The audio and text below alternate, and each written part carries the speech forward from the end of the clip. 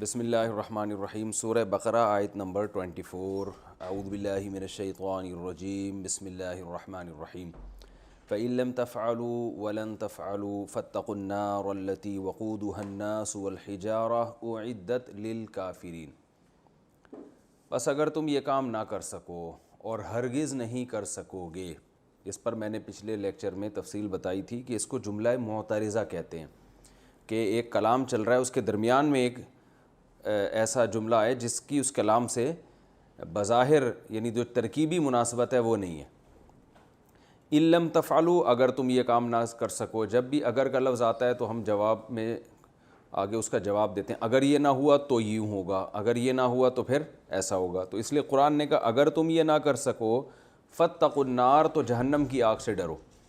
تو درمیان میں ایک جملہ اس کے آگیا ولن تفعلوا، تم ہرگز ایسا نہیں کر سکتے، اس کو جملہ معترضہ کہتے ہیں۔ یعنی اللہ نے درمیان میں خبر دے دی کہ اگر سے یہ وہم ہو سکتا تھا کہ شاید تم کر سکتے ہو، تو درمیان میں اللہ نے خبر دے دی کہ یہ ایسا ممکن نہیں ہے۔ فاتقوا النار، تو اس آگ سے ڈرو، التی، وہ آگ، وقودها الناس والحجارہ، جس کا ایندھن انسان اور پتھر ہیں، اعدت للکافرین، جو کافروں کے لیے تیار کی گئی ہے۔ اس کا ترجمہ ہو چکا تھا، اب میں اس کی تھوڑی تفسیر بیان کر رہا ہوں۔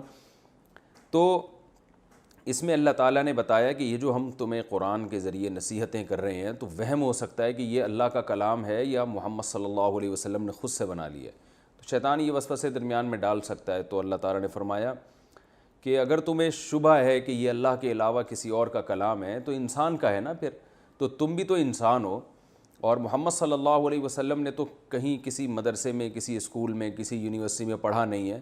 تمہارے پاس تو پڑھے لکھے لوگ بہت ہیں جو عربی ادب سے واقف ہیں، جو شاعری میں کمال پیدا کیا۔ عرب میں بڑے بڑے شعراء تھے، اور شاعری میں تو عرب بہت یعنی کمال تھا، ان کو عبور تھا۔ تو اللہ نے فرمایا کہ تم تو اس سے زیادہ بلیغ کلام پھر کر سکتے ہوگے، اگر یہ انسانوں کا کلام ہے تو تم سارے مل کے جمع ہو کے تم بھی ایسا کلام لے کر آؤ۔ تو اگر نہیں کر سکتے تو پھر آگ سے ڈرو۔ کیا مطلب؟ پھر بھی تم اس کی انکار کر رہے ہو اس قرآن کا، تو آگ سے ڈرو جس کا ایندھن انسان اور پتھر ہے۔ تو یہ اس سے ثابت ہوتا ہے کہ قرآن کریم جو ہے یہ بلاغت کے اعلیٰ معیار پر ہے۔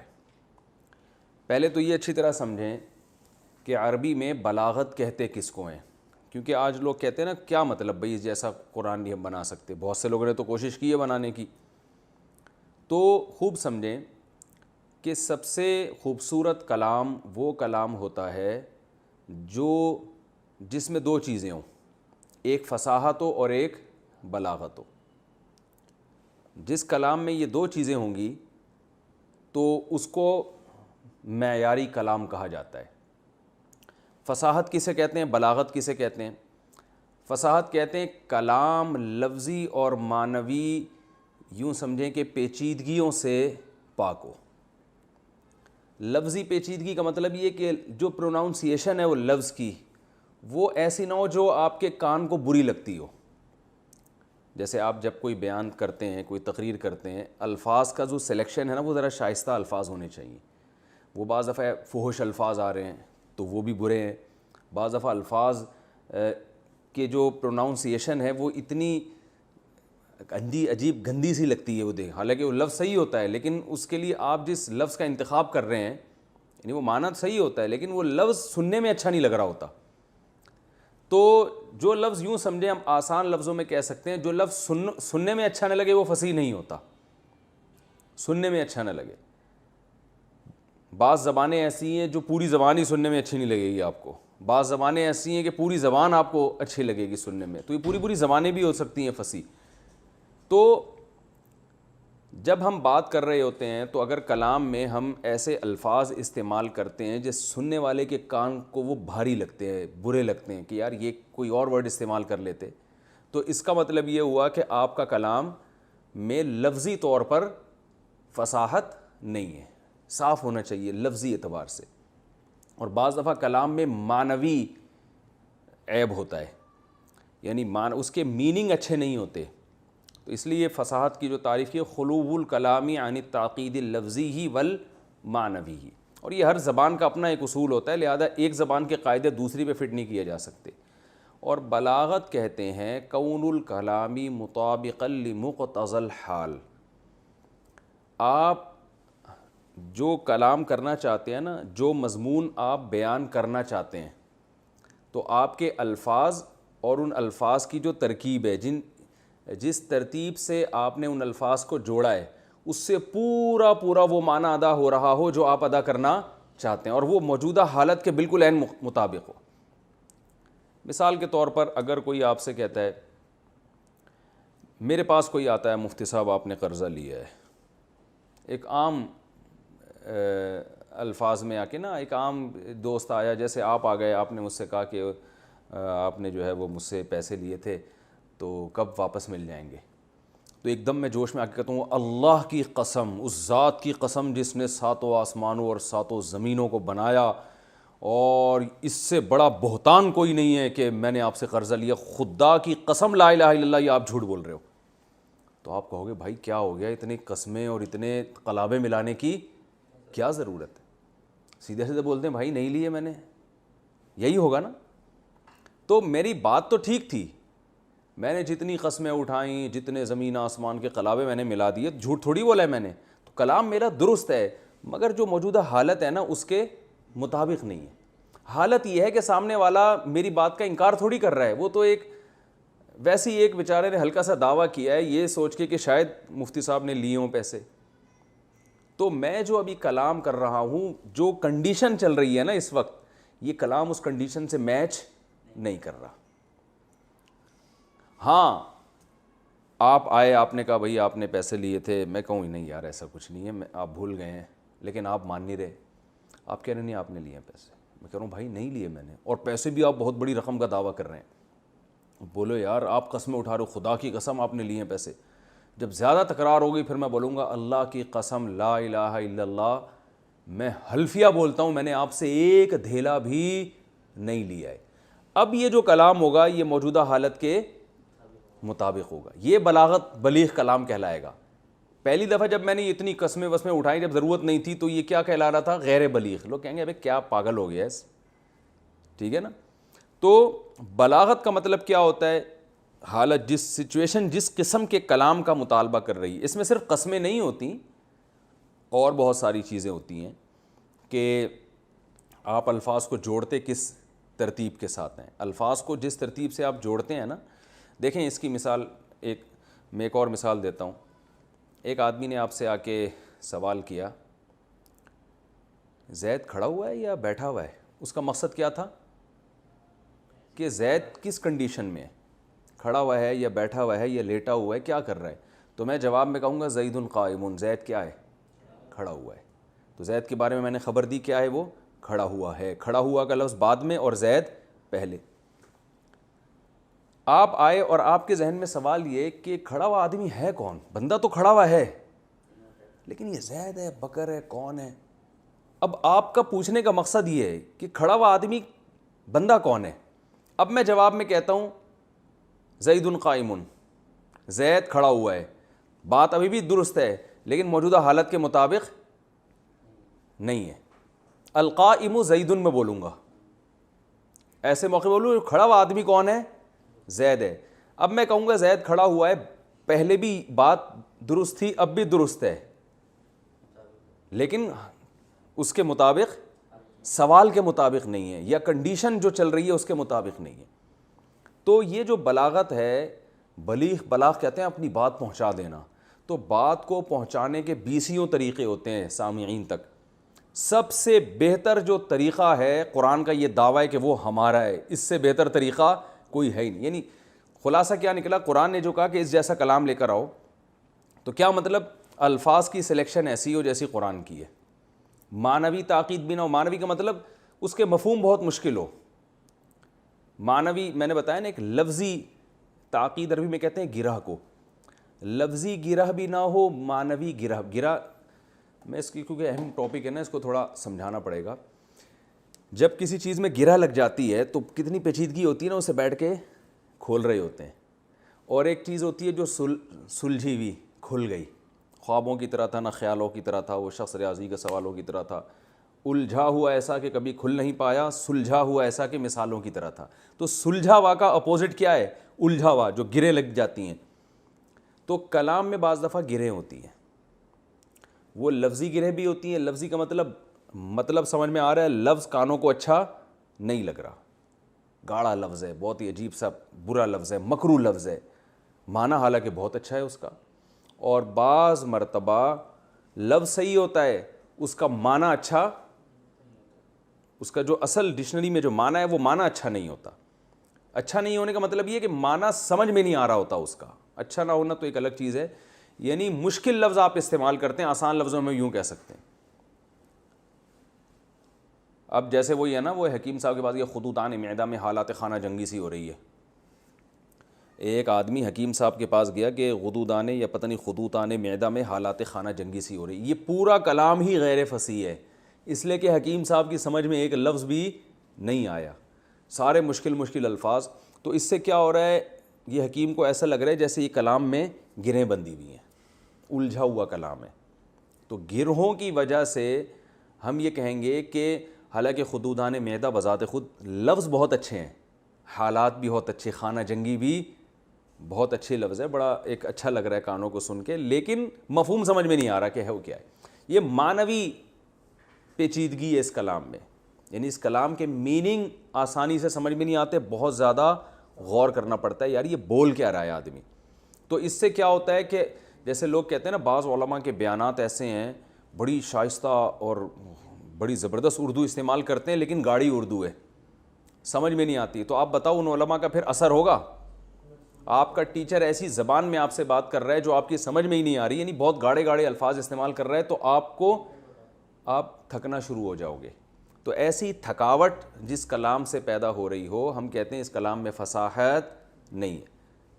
تو قرآن میں کوئی لفظ ایسا نہیں ہے جس کی پروناؤنسیشن آپ کو کانوں کو لگے بری, اور کوئی لفظ ایسا نہیں ہے جس میں گاڑی عربی استعمال ہوئی ہو. آپ کو پتہ ہے عرب لوگ, یعنی ہم جب عربی گرامر پڑھتے ہیں نا مدرسوں میں, تو سب سے پہلے ہمیں قرآن سمجھ میں آنا شروع ہو جاتا ہے, کیونکہ سب سے آسان عربی کس کی ہے؟ قرآن کی. انتہائی آسان ہے, کوئی مشکل ورڈ ہے ہی نہیں. پھر اس کے بعد حدیث تھوڑی مشکل ہے, جب ہم حدیث پڑھتے ہیں تو اس کے لیے ہمیں دیکھنا پڑتا ہے, اس کے وکیبس سمجھنا پڑتی ہیں, اور اس سے زیادہ مشکل پھر فقہ ہے, اور پھر عربی ادب کی کتابیں تو بہت ہی مشکل ہیں. اور یہ بھی میں ایک بات بتا دوں, آپ کہہ سکتے ہیں کہ قرآن نے تو بہت آسان زبان استعمال کی ہے, تو اس کا مطلب یہ ہوا کہ یہ تو پھر بلیغ کلام نہ ہوا. تو یاد رکھو, آج کسی شاعر سے جا کے پوچھو, شاعری میں یا کلام میں آسان الفاظ استعمال کرنا مشکل کام ہے, مشکل الفاظ استعمال کرنا آسان کام ہے. یہ جتنے بڑے بڑے اردو کے شاعر گزرے ہیں نا, ان کا کمال یہ تھا کہ انہوں نے اشعار میں بات کہی ہے اور کوئی لفظ ایسا استعمال نہیں کیا انہوں نے جو عوام کی سمجھ میں نہ آ رہا ہو. علامہ اقبال کی بھی دو قسم کی شاعری, ایک مشکل بھی اور آسان بھی. علامہ اقبال کی وہ شاعری جو مشکل ہے, اگر علامہ اقبال زندہ ہوتے نا, آپ ان سے پوچھتے کہ جو مشکل شاعری ہے آپ کی, جو عوام کے لیے مشکل ہے, وہ آپ کے لیے بھی مشکل تھی, تو وہ جواب میں کہیں گے جو میری مشکل شاعری ہے نا وہ میرے لیے آسان تھی, اور جو آسان شاعری ہے وہ عوام کے لیے مشکل ہے لیکن میرے لیے آسان شاعری جیسے عوام کے لیے تو آسان ہے لیکن میرے لیے کیا ہے, وہ مشکل ہے. تو مشکل آسان الفاظ میں اپنی بات کو ڈیلیور کرنا یہ مشکل کام ہے. اس کے لیے آپ کے پاس وکیبس کا بہت بڑا ذخیرہ ہونا چاہیے, جس میں آپ کو پتا ہو کہ میں جب یہ بات کہوں گا تو یہ لفظ بھی ہے, یہ لفظ بھی, یہ مشکل ہے اور یہ کیا ہے, آسان ہے. جس کے پاس اتنا ذخیرہ نہیں ہوتا نا, وہ پھر مجبور ہوتا ہے مشکل الفاظ لانے پر, کیونکہ اس کے پاس اپنی بات کو ادا کرنے کے لیے کوئی دوسرا آلٹرنیٹ لفظ ہوتا نہیں ہے.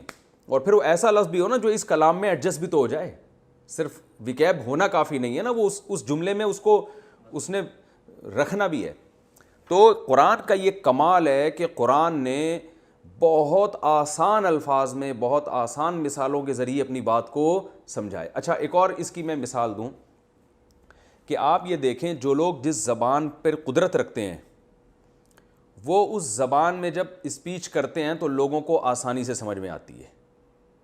اس کی وجہ کیا ہے, انہیں اس زبان پر قدرت ہوتی ہے, اور جو اس زبان کو سیکھ کے اسپیچ کرتے ہیں وہ آسانی سے سمجھ میں نہیں آتی.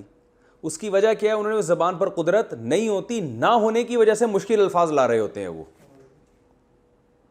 یعنی قدرت نہیں ہوتی نا, اس کی وجہ سے وہ کیا لا رہے ہوتے ہیں, مشکل الفاظ.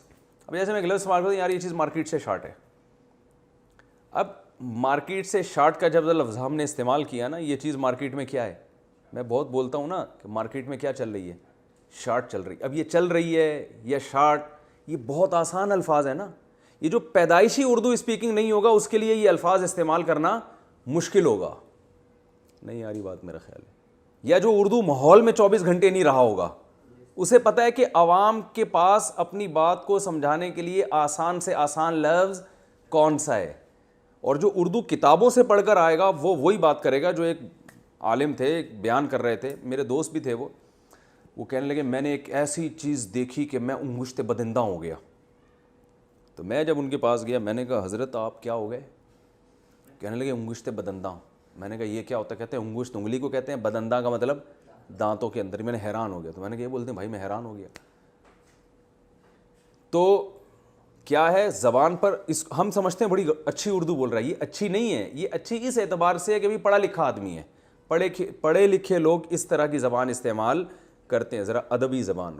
وہ ایک اور لحاظ سے اس میں حسن ہے کہ پڑھے لکھے لوگوں کی زبان اس طرح ہی ہوتی ہے, وہ ذرا گاڑے گاڑے الفاظ استعمال کرتے ہیں. لیکن اپنی بات کو اگر آپ سمجھانا چاہتے ہیں, لوگوں کے دلوں میں اتارنا چاہتے ہیں, اس میں اٹریکشن پیدا کرنا چاہتے ہیں, تو آپ کو بالکل عوام کی سطح پہ آ کے آسان سے آسان لفظ استعمال کرنا پڑے گا جو پبلک کے عام محاوروں میں استعمال ہو رہا ہے. سمجھ میں آ رہی ہے کہ نہیں آ رہی ہے؟ تو قرآن کا یہ کمال ہے کہ اس نے الحمد سے لے کے والناس تک کوئی ایک لفظ بھی ایسا استعمال نہیں کیا جو سننے میں لگے آپ کو کہ یہ کیا عجیب و غریب سا لفظ ہے. عرب کو, دوسری زبانوں کا اعتبار نہیں ہے, کسی عربی بولنے والے کو لگے کہ یہ کیا ہے, مشکل لفظ ہے.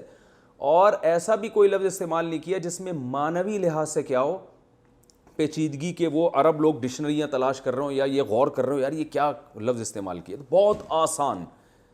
اور کمال یہ کہ اتنی آسان الفاظ اور اتنی آسان یعنی زبان کو ایسی ترکیب میں جوڑا ہے کہ بات جو ہے فوراً دل میں اتر جاتی ہے. یعنی جو موجودہ حالت ہے اس کے بالکل عین مطابق ہے. اتنے عین مطابق ہے کہ قرآن یہ دعویٰ کرتا ہے کہ موجودہ حالت میں اس قسم کے مضمون کو بیان کرنے کے لیے اس سے اچھے الفاظ اور ایسی خوبصورت ترکیب, یعنی الفاظ کو جو جوڑا جاتا ہے, اس سے بہتر سلیکشن ہو نہیں سکتی کسی کی. تو اب یہ جو قرآن دعویٰ کر رہا ہے نا, یاد رکھو یہ دعویٰ اہل زبان ہی سمجھ سکتے ہیں.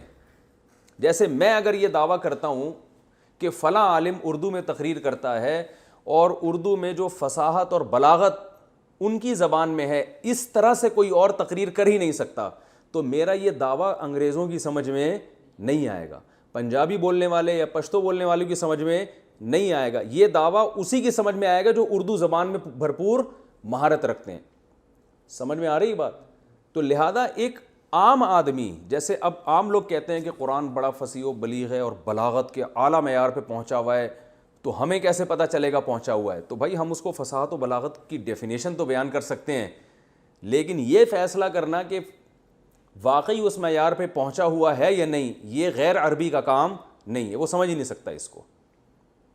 سمجھ میں آ رہی؟ ہاں علماء جنہوں نے گرامر پڑھی ہو, عربی کتابیں پڑھی ہو, وہ کسی حد تک سمجھ سکتے ہیں, مکمل طور پہ وہ بھی نہیں سمجھ. یہ صرف اہل زبان سمجھ سکتے ہیں, اور حقیقی میں بھی وہ اہل زبان جو باقاعدہ اس دور کے تھے جس وقت قرآن نازل ہو رہا تھا.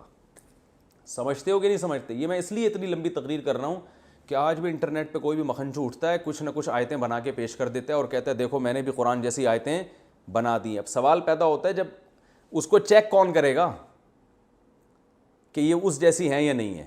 تو اب یہ دعویٰ, یعنی یہ دعویٰ قرآن مجید کا ایسا ہے کہ جب قرآن نے یہ دعویٰ کیا تو اس وقت جتنے عرب تھے وہ اس ہتھیار ڈال دیے تھے انہوں نے. تو قرآن کا یہ دعویٰ اس وقت ثابت ہو چکا ہے, اب کسی کو فنڈر بننے کی ضرورت نہیں ہے. اب اگر کوئی کہتا بھی ہے نا کہ میں بنا سکتا ہوں, تو وہ بھائی اب کوئی چیک کون کرے گا کہ آپ نے جو بنایا یہ قرآن جیسا ہے بھی کہ نہیں ہے؟ یہ کون چیک کرے گا؟ ہو سکتا ہے کچھ عرب کے بڑے ماہر لوگ ہوں جو بالکل اسی زبان میں بات کرتے ہوں جو نبی صلی اللہ علیہ وسلم کے دور میں تھی, وہ چیک کر سکتے ہوں گے. لیکن ایک عام آدمی, میں چیک نہیں کر سکتا, آپ چیک نہیں کر سکتے. یہ کچھ اندازہ تو ہو جاتا ہے, جن لوگوں نے آیتیں بنا کے پیش کی ہیں نا, وہ حقیقت یہ ہے کہ پتہ چل جاتا ہے کہ ان میں جان نہیں ہے, ان میں دم نہیں ہے.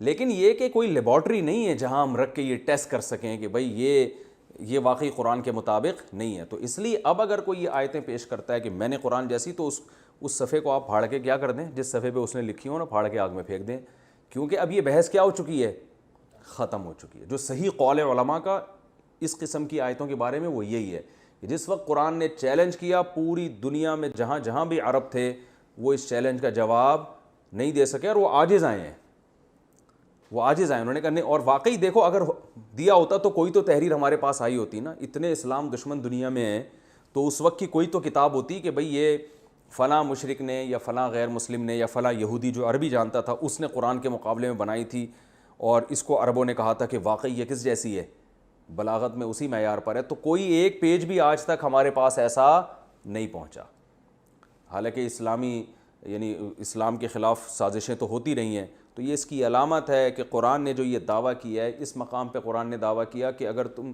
اس جیسا کلام بنا کے لے آؤ، ایک جگہ پہ دعویٰ کیا کہ اس جیسی صورت بنا کے لے آؤ، اور ایک جگہ قرآن نے دعویٰ کیا کہ ایک آیت بنا کے لے آؤ، تو کوئی نہ ایک آیت بنا سکا، نہ ایک صورت بنا سکا، نہ اس جیسی دوسری کتاب بنا سکا۔ اب اگر کوئی اٹھ کے کہتا ہے تو ہم کہتے ہیں بھائی جب یہ رنگ میں جب پہلوان کوئی دعویٰ کرتا ہے نا کوئی میرے مقابلے میں آئے، اس وقت کوئی مقابلے میں نہیں آیا، تو یہ 6 مہینے بعد جا کے اس دعوے کو چیلنج کرنا یہ حماقت اور بے وقوفی ہے۔ جب اس کو سمجھنے والے موجود تھے بلاغت کے ان اصولوں کو، اس وقت ساری دنیا عاجز آ گئی تھی۔ تو اب اگر کوئی اٹھ کے کہتا ہے نا کہ میں بنا سکتا ہوں، تو اس کا دعویٰ سنا ہی نہیں جائے گا، کیونکہ اب یہ قرآن کی یہ معجزہ یہ ثابت ہو چکا ہے، کیونکہ جو مد مقابل لوگ تھے نا انہوں نے اپنے عمل سے اس دعوے کو مان لیا تھا کہ واقعی ہم نہیں بنا سکتے۔ یہاں تک کہ جو انا اعطیناک الکوثر ہے نا، فصلی لربک وانحر ان شانئک هو الابتر، اس آیت کے بارے میں عرب نے مان لیا تھا کہ اتنی سی صورت ہم نہیں بنا سکتے۔ تو اس لیے اب یہ دعویٰ کرنا کیا ہے، فضول ہے۔ تو میں نے جو بلاغت اور فصاحت کے اصول تو بیان کر دیا آپ کو، لیکن یہ اصول جس زبان پہ چسپاں ہو رہے ہیں تو اس میں آپ کو اس زبان کا، اس کے انوائرمنٹ کا اور اس کے ماحول سے واقف ہونا ضروری ہے۔ تو آپ اسی زبان میں پیدا ہوں گے تو آپ کو اندازہ لگا سکتے ہو، کیونکہ یہ اصول کوئی ایسے ریاضی کے 2 اور 2 4 کی طرح نہیں ہے کہ آپ کیلکولیٹ کرو کہ 2 اور 2 = 5، تو یہ غلط ہے، بلکہ 2 + 2 = 4 ہوتا ہے۔ تو ایسے اصول نہیں ہیں جیسے میں کہوں کہ ایک عام انگریز کو لا کے بٹھا دیں کہ اردو میں یہ جو تقریر کر رہا ہے یہ زیادہ اٹریکٹیو ہے، یا یہ جو تقریر کر رہا ہے زیادہ اٹریکٹیو ہے، تو کہے گا بھائی یہ تو جو پیدا ہوا ہو اردو زبان بچپن سے بول رہا ہو اور سارا چاروں طرف وہی ماحول ہو، وہی آپ کو بتا سکتا ہے، کوئی دوسرا نہیں بتا سکتا۔ تو یہی حال ایسا بھی ہے کہ قرآن کا جو یہ بلاغت کا چیلنج ہے، اس میں عام آدمی یہ بتا ہی نہیں سکتا کہ یہ چیلنج جو قرآن نے کیا ہے تو کسی نے اس کا جواب، فلاں نے جو اس کا جواب دیا ہے تو یہ جواب بنتا بھی ہے یا نہیں بنتا۔ البتہ اتنی بات ضرور ہے کہ قرآن کی بلاغت اتنے زبردست عروج کو پہنچی ہوئی ہے نا کہ آپ اگر عربی گرامر کا کچھ حصہ پڑھ لو تو کچھ اندازہ بہرحال ہونا شروع ہو جاتا ہے۔ بلاغت کے ایسے مقام پر ہے کہ اگر آپ کو تھوڑی سی عربی سے شدھ بدھ ہو جائے نا تو اتنا تو اندازہ ہو جاتا ہے کہ یار یہ کلام میں اٹریکشن بہت زیادہ ہے، اس کی آیتوں میں مٹھاس بہت ہے اور کانوں کو اچھی لگتی ہیں۔ بلکہ میں تو کہتا ہوں جن کو ترجمہ نہیں بھی آتا نا وہ بھی جب قرآن پڑھتے ہیں تو اتنا تو فیصلہ وہ بھی کر لیتے ہیں، اس میں تاکید لفظی نہیں ہے۔ یہی قرآن اگر کسی اور زبان میں ہوتا نا تو اتنی مٹھاس اس میں نہ ہوتی، کسی اور زبان میں کسی اور کا کلام ہوتا۔ تو اللہ کا کلام ہے تو الفاظ بھی ایسے ہیں جس کانوں کو سن کے کیا مزہ آتا ہے۔ نہیں لوگ حرم، وہ امام حرم کی تلاوت لگا کے بیٹھے ہوتے ہیں، کوئی قاری عبد الباسط کی تلاوت لگا کے بیٹھا ہوتا ہے، حالانکہ سمجھ میں نہیں آ رہا ہوتا، پھر مزہ پھر بھی آ رہا ہوتا ہے۔ اور رہا یہ کہ اٹریکشن کتنی ہے تو وہ دیکھ لو آپ، اس میں کتنے بڑے بڑے سخت دل لوگ اس سے پگھل گئے ہیں، اور آج بھی لوگ قرآن پڑھ کے روتے ہیں، تو اس کا مطلب اٹریکٹ کر رہا ہوتا ہے نا، اثر کر رہا ہوتا ہے ان کے اوپر۔ جن پہ نہیں کر رہا ہوتا قرآن نے ان کے بارے میں بتایا ان کے دل کیا ہو چکے ہیں، پتھر بن چکے ہیں، سخت ہو چکے ہیں۔ اور پھر قرآن نے ان کی بھی مثالیں دی ہیں پتھروں سے، وہ مثالیں خود بلاغت کے اعلیٰ اصولوں پر قائم ہیں۔ ابھی ہم نے جو مثال پڑھی تھی او کصیب من السماء فیہ ظلمات ورعد وبرق، یہ تو میں نے مثال کو اردو میں ڈیفائن کیا نا، اس لیے مزہ نہیں آیا آپ کو، کیونکہ جب مثال کو جب سمجھایا جاتا ہے تو مزہ تھوڑی آتا ہے۔ ایسے ہی جیسے لطیفے کی آپ تشریح بیان کر رہے ہیں تو تھوڑی ہنسی آئے گی، مثال اسی زبان میں جب آپ سمجھیں گے نا، جب آپ کو عبور حاصل ہو جائے تو آپ کو پتہ چلتا ہے کہ یہ مثال کتنی جاندار ہے۔ او کصیب من السماء فیہ ظلمات ورعد وبرق یجعلون اصابعهم فی آذانهم من الصواعق حذر الموت یکاد البرق یخطف ابصارہم کلما اضاء لہم مشوا فیہ واذا اظلم علیہم قاموا. یہ بڑی جاندار مثال ہے, بڑا پڑھنے میں سننے میں مزہ آتا ہے اس مثال میں. تو خیر اللہ نے فرمایا کہ تم اس جیسا کلام بنا کے لاؤ, اگر نہیں لا سکتے تو اس آگ سے ڈرو. خود نبی کا معجزہ ہے کہ ایک لفظ بھی آپ نے کبھی زندگی میں نہیں لکھا مگر ایسا کلام پیش کر دیا کہ چیلنج کر رہے ہیں کہ اس جیسی آیت لے کر آؤ, مگر کوئی اس زمانے میں اس چیلنج کو قبول نہیں کر سکا اور یعنی اس کا جواب نہیں دے سکا. بعض گوروں نے اس پر اعتراض کیا, ہو سکتا ہے لکھا ہو مسلمانوں نے جلا دیا ہو, تو مسلمانوں کی پوری دنیا میں حکومت قائم ہوئی نہیں ہے. شاید اس میں یہی حکمت ہو, اللہ نے پوری دنیا میں قائم نہ ہونے دی ہو کہ بعد میں لوگ کہہ سکتے ہوں کہ یار یہ تو پوری دنیا میں قائم ہو گئی تھی, انہوں نے اپنے خلاف جو کچھ تھا سب ختم کر دیا ہوگا. تو اس لیے شاید اللہ نے پوری دنیا میں اسلام کو ابھی تک نافذ ہونے دیا ہی نہیں, حجت پوری رہے بعد والے لوگوں پر. بھائی بہت بڑا ایریا اس دور میں بھی ایسا تھا جو اسلامی حدود سے کیا تھا, باہر تھا. تو وہاں وہ عرب کوئی بھی لکھتا, کوئی بھی بدبخت کچھ بھی کر کے سیو کر لیتا اور کہتا دیکھو فیوچر میں نکال کے, تو کچھ بھی نہیں ملتا, ایک صفحہ بھی نہیں ملتا ہے ہمیں. وہ سب ان سب نے کچھ کسی اور نہج پہ محنت کی, اس پہ انہوں نے کی نہیں, اور جنہوں نے کی تو وہ ایسے بھونڈا کلام لے کر آئے ہیں, وہ ملتا بھی ہے ہمیں. تاریخ میں ایسے کچھ ہمیں اوراق ملتے ہیں جس کو بعض جھوٹے نبیوں نے دعویٰ کیا تھا ہم بھی اللہ کے کلام جیسا کلام بنا کے لائے, جو آپ پڑھتا ہے آدمی تو اس کو ہنسی آتی ہے کہ یار یہ خدا کا کلام نہیں ہو سکتا. وہ پڑھ کے ایک عام آدمی فیصلہ کر لے گا, عربی ہونا تو دور کی بات ہے. تو آگے اللہ نے فرمایا وبشر الذین آمنوا, اور خوشخبری سنا دیں ان لوگوں کو جو ایمان لائے, وعملوا الصالحات, اور نیک اعمال کیے, ان لہم جنات تجری من تحتها الانہار, کہ ان کے لیے باغات ہیں جن کے نیچے نہریں بہتی ہیں, اور جب بھی ان کو ان باغات میں سے کوئی پھل دیا جائے گا تو وہ کہیں گے یہ تو وہی ہے جو ہمیں دنیا میں بھی دیا گیا تھا, رزقنا من قبل. اور یہ کیوں کہیں گے وَأُتُوا بِهِ مُتَشَابِهًا, اللہ فرماتے ہیں کہ ان کو اسی کے مشابہ پھل دیا جائے گا.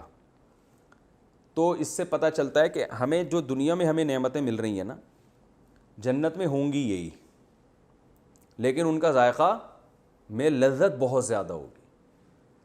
اب یہی کیوں اللہ دے رہے ہیں, بہت ساری حکمتیں اس کی علماء نے بیان کی ہیں. جو بڑی حکمت سمجھ میں آتی ہے کہ انسان جس چیز سے مانوس ہوتا ہے نا اس سے دیکھ کے خوش ہوتا ہے. دیکھو میرے اب بھی باہر ملکوں میں سفر ہوتے ہیں نا, بعض دفعہ کوئی ایسا پھل آ جاتا ہے ہمارے سامنے, ہم نے کبھی دیکھا بھی نہیں ہوتا. وہ تھائی لینڈ میں نا بڑے مختلف قسم کے پھل ہیں اور بڑے لذیذ ہوتے ہیں. تو پہلی دفعہ کھاتے ہوئے آدمی کیا ہوتا ہے, ڈر رہا ہوتا ہے. آم کی پیٹی جیسے ہی کھلتی ہے ایک دم لپکتے ہیں نا, کیونکہ یہ وہ خوشبو ہے جس سے ہم کیا ہیں, مانوس ہیں. لیکن نیا پھل آدمی کھاتے ہوئے کیا کرتا ہے, وہ اس کو وہ پیدا نہیں ہوتا, ٹیسٹ گین کرنا پڑتا ہے. تبھی کمپنیاں کیا کرتی ہیں کہ آپ کو کوئی نئی پروڈکٹ جب آتی ہے نا تو فری میں بانٹتی ہیں کہ کچھ دن اس کو عادی بناؤ. تو جنت تو مزے کی چیز ہے نا, اللہ نے یہ نہیں رکھا کہ پہلے 6 مہینے اس کو اس پھل کا عادی بناؤ, بھائی کھاؤ, ٹھیک ہے نا, ابھی سے کھانا شروع کر دو لذت. تو اس لیے اللہ نے وہ پھل رکھے جو پہلے سے دنیا میں جن کا ذائقہ یہ چکھ چکا ہے. ہاں اس کے ذائقے میں لذت کئی گنا بڑھا دی جائے گی, اس میں لذت کئی گنا بڑھا دی جائے گی. تو اس لیے اللہ تعالیٰ نے, تاکہ لوگ ان چیزوں سے پہلے سے کیا ہوں, مانوس ہوں. وَلَهُمْ فِيهَا أَزْوَاجٌ مُطَهَّرَةٌ, اور ہے اس جنت میں ان کے لیے پاکیزہ بیویاں, اور وہ ہمیشہ ہمیشہ اس میں رہیں گے. پاکیزہ مطہرۃ کا مطلب ظاہری نجاست سے بھی پاک اور باطنی گندگیوں سے بھی پاک. مطہرۃ من الدنس, میل کچیل سے پاک بیویاں, حیض و نفاس سے پاک عورتیں. اور یہ تو ظاہری گندگی ہے, اور باطنی گندگی کیا ہے, حسد, بغض, چالاکیاں. جیسے آج بعض خواتین جو تفسیر کا لیکچر نہیں سنتی, ان میں بعض خواتین میں ہوتی ہیں, ہوتا ہے نا لالچ ہے, جس کی وجہ سے میاں کو ان سے کیا ہونے لگتی ہے, نفرت. جب بھی پینٹ اٹھا کے رکھی اس سے بٹوا غائب, کبھی بھی جب بھی بٹوا چیک کیا تو کچھ پیسے کیا ہیں, غائب ہیں. تو آدمی کے دل میں خیالات آنے شروع ہو جاتے ہیں الٹے الٹے. تو مطہرۃ وہ پاکیزہ ہوں گی باطنی عیوب سے بھی, یعنی دل کی بیماریوں سے بھی, اور ظاہری بیماری, ظاہری عیب سے بھی. ظاہری عیب کا مطلب جو ظاہری گندگی ہے, جو حیض و نفاس ہے, اس سے بھی پاک ہوں گی, اور وہ ہمیشہ اس میں رہیں گے. ان اللہ لا, آج جتنے لبرل لوگ حوروں کا مذاق اڑاتے ہیں نا, اتنا کسی اور چیز کا نہیں اڑاتے. حالانکہ یہ خود جتنے ٹھرکی ہوتے ہیں, نائٹ کلبوں کے اور شرابوں کے عادی ہوتے ہیں, تو یہ تو دنیا میں ہوس کے مریض ہیں کہ آخرت کی جو جنت ہے اس نعمت کو یہ اس دنیا کی خاطر چھوڑ دیتے ہیں ہوس کی وجہ سے. تو خود ہوس کے مریض ہوتے ہیں تو مذاق ان کو اپنا اڑانا چاہیے. تو اللہ نے فرمایا اس میں نیک بیویاں ہوں گی جس میں یہ ہمیشہ رہیں گے. ان اللہ لا یستحیی ان یضرب مثلا ما بعوضۃ فما فوقها. اللہ حیا نہیں کرتا اس بات سے کہ وہ مچھر کی مثال بیان کرے فما فوقها یا اس سے بھی اوپر کی چیز. کیا مطلب؟ جو گھٹیا ہونے میں اس سے بھی اوپر ہو, یعنی مچھر سے بھی کمتر چیز کی مثال اللہ بیان کر سکتا ہے. اصل میں قرآن میں یہ مثالیں ہیں نا کہ ضرب مثل فاستمعوا له, کہ ایک مثال بیان کی جاتی ہے اسے غور سے سنو. تم جن معبودوں کی عبادت کرتے ہو نا, اگر مکھی ان سے کوئی چیز لے کے اڑ جائے تو کیا ہے؟ ضرب مثل فاستمعوا ان الذين تدعون من دون الله لن يخلقوا ذبابا. ایک مکھی بھی نہیں پیدا کر سکتے یہ. وَإِن يَسْلُبْهُمُ الذُّبَابُ شَيْئًا لَا يَسْتَنقِذُوهُ مِنْهُ. اور مکھی ان سے کوئی چیز لے کے بھاگ جائے تو اسے چھڑا نہیں سکتے. وہ جو بت ہے نا, تو مکھی بھی پیدا نہیں کر سکتے. تو اس پہ مشرکین کہنے لگے یہ اگر اللہ کا کلام ہے, ایک طرف تو آپ کہتے ہیں بلیغ اور فصیح اور بادشاہ کا کلام, تو بادشاہ مکھی مچھر کی مثالیں, مکھی کی مثالیں کیوں دے رہا ہے؟ یہ بھی آج بھی لوگوں کو نا اس طرح کی چیزیں ہوتی ہیں, اعتراضات نکالتے ہیں, کچھ علماء کے کلام میں نکالتے ہیں, کچھ قرآن میں, کہ اللہ ہے اور مثال کس چیز کی دے رہا ہے؟ مکھی کی, کہ مکھی نہیں پیدا کر سکتے. تو قرآن نے اس کا جواب دیا کہ مکھی تو دور کی بات, اللہ مچھر کی مثال بیان کرنے سے بھی حیا نہیں کرتا. یہ حیا نہ کرنا ہمارے زبان میں اللہ نے بات کی ہے نا ہم سے, ہمیں شرم آتی ہے نا چھوٹی چھوٹی مثالیں دیتے ہوئے. تو فما فوقہا, بلکہ مچھر سے بھی کوئی گھٹیا چیز ہو تو اس کی بھی اللہ مثال دے گا. اس لیے کہ وہ جو مثال ہے نا, وہ تم مچھر کی اور مکھی کی شکل کو دیکھ کے گھٹیا ہونے کا فیصلہ کر رہے ہو. جو اللہ نے دعویٰ کیا ہے نا کہ تم مکھی پیدا نہیں کر سکتے, اس دعوے کو نہیں دیکھ رہے کہ واقعی مکھی اور مچھر اللہ کی قدرت کے بہت بڑے شاہکار ہیں. میں نے یہ آیت کے پہ نا مچھر پہ تحقیق کی تھی. اس آیت کی ایک جگہ میں نے تفسیر بیان کی, تو مچھر کے بارے میں میں نے بڑی تحقیق کی کہ اللہ نے مچھر کو اتنا ہائی لائٹ کیوں کیا قرآن مجید میں. حالانکہ مچھر کیسا جانور ہے, بیکار سا. تو پتہ چلا بھائی مچھر بھی عجیب چیز ہے بھائی. کم بخت 100 یا 400 آنکھیں ہوتی ہیں اس کے, اتنی سی کھوپڑی میں دماغ بھی ہے اور اس میں 100 آنکھیں ہیں, کم سے کم 100 آنکھیں جن سے وہ ہر طرف دیکھ رہا ہوتا ہے. پھر اس کا ایسا عجیب و غریب سسٹم ہے, جب یہ مچھر کی مادہ آ کے خون چوستی ہے نا, یہ خون چوسنے کا پروسیس ہی بڑا عجیب ہے. یہ تو ایسا لگتا ہے کوئی بڑا میڈیکل کالج میں پڑھا ہوا ہو جس کو پتا ہو کہ ٹیکا لگاتے کیسے ہیں, تکلیف سے کیسے بچانا ہے, پھر کھینچنا کیسے ہے, پھر کون سے کیمیکل چھوڑنا ہے. جیسے ڈاکٹر نہیں کر رہے ہوتے, ایک ایک چیز جانتا ہے یہ کم بخت. تو کیا مچھر کی مادہ کیا کرتی ہے, وہ جب آپ کے بیٹھے گی نا, بیٹھتے ہی سب سے پہلے تو سوئی گھسڑے گی اندر. نہیں, پہلے اس جگہ کو سن کرتی ہے تاکہ آپ کو تکلیف نہ ہو, کیونکہ اگر ویسے ہی گھسڑ دیا آپ ایک دم اٹھ کے چماٹ لگاؤ گے اس کے نا, ٹھیک ہے نا, کہ یار یہ کیا ہو. بڑی ڈیڑھ ہوشیار ہے, اس کو پتہ ہے پہلے سے وہ سن کرے گی اس جگہ کو. پھر وہ ایسے وہ داخل کرتی ہے سوئی اس کے اندر اپنی, پھر ایسے جیسے ہم کھینچتے نہیں ہیں, کھینچ کھینچ کے پھول کے کپا بن جائے گی. پھر وہاں کیا کرتی ہے, کچھ ایسا کیمیکل چھوڑتی ہے جس سے خون جم جائے وہاں پہ, کیونکہ اگر وہ خون بہنا شروع ہو جائے تو پھر لوگ تو مچھروں کے خلاف گنوں اور توپوں سے جہاد شروع کر دینا کہ یار ہمارا تو خون. وہ عجیب کام کرتی ہے کہ جس سے وہ کیمیکل لگاتی ہے جس سے کیا ہو جاتا ہے, خون وہاں جم جاتا ہے. ہمیں جو بعد میں خارش ہوتی ہے نا, وہ اس کیمیکل کی وجہ سے ہوتی ہے, اور اس وقت تک مچھر خون پی کے جا چکا ہوتا ہے, ہمیں اس وقت تو پتہ ہی نہیں چل رہا ہوتا. اور بھی ہے, مجھے پوری تحقیق یاد نہیں ہے, آپ نیٹ پہ سرچ کر سکتے ہیں. تو مچھر کوئی معمولی چیز نہیں ہے. تو اللہ نے فرمایا کہ اللہ اس بات سے بالکل حیا نہیں کرتا. جیسے یہ ایسے ہی ہے جیسے ہم کوئی دعویٰ کریں نا, ابے بھائی یہ مشین میں نے بنائی ہے تو تم بھی ایسی مشین بنا کے دکھاؤ. اگلا کہتا ہے ابے کیا بنا دیا تم نے یار, تو میں شرمندہ ہوتا ہوں یار کسی اور چیز کی مثال دے دیتا. لیکن مجھے پتہ ہے, اتنا کانفیڈنس ہے کہ میں نے جو مثال دی ہے نا, اس کا باپ بھی ویسی چیز نہیں بنا سکتا.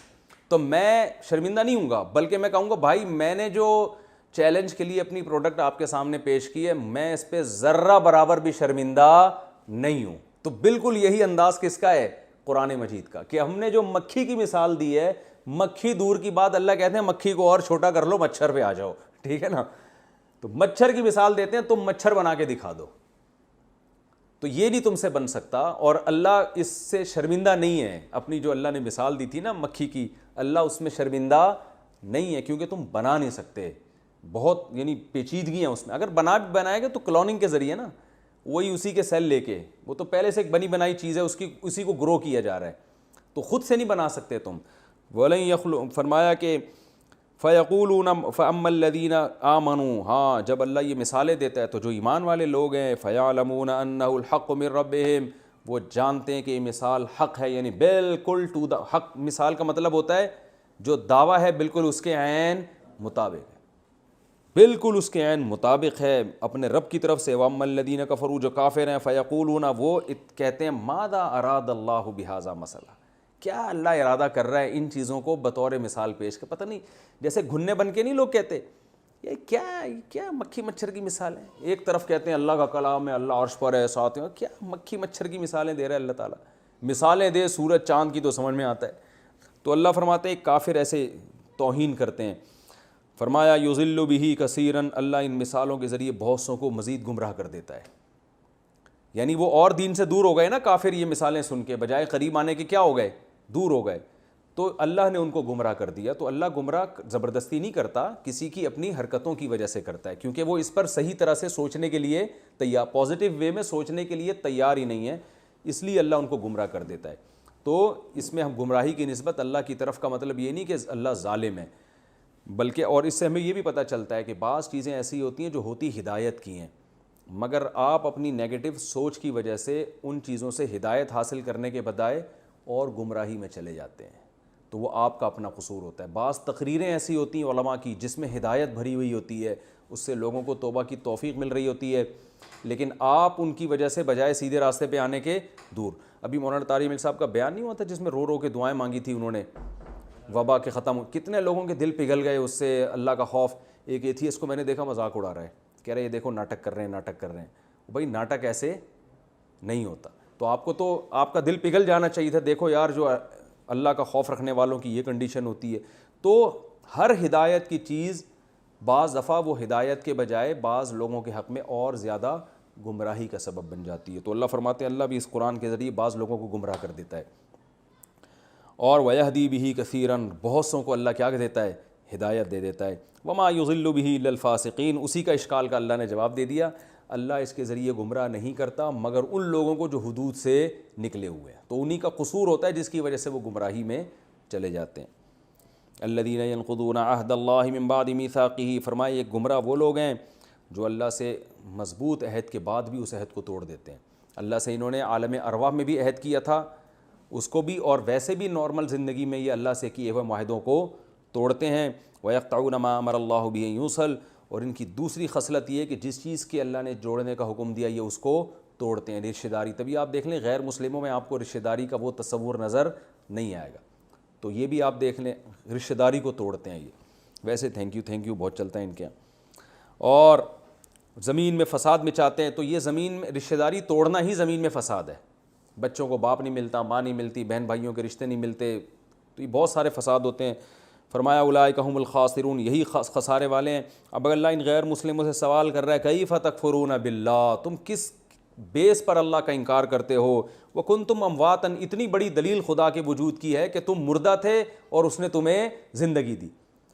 تو ایک بے جان چیز خود سے پیدا نہیں ہو سکتی، ایک حیات والی چیز، حیات کو تو آج تک ڈاکٹر ڈیفائن نہیں کر سکیں یہ حیات ہے کیا، اتنی پیچیدہ چیز ہے زندگی.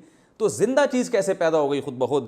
تم تو مردہ تھے، اس نے تمہیں زندگی دی، پھر اتنا کنٹرول ہے تمہارے اوپر، جب چاہتا ہے تمہیں موت دے دیتا ہے.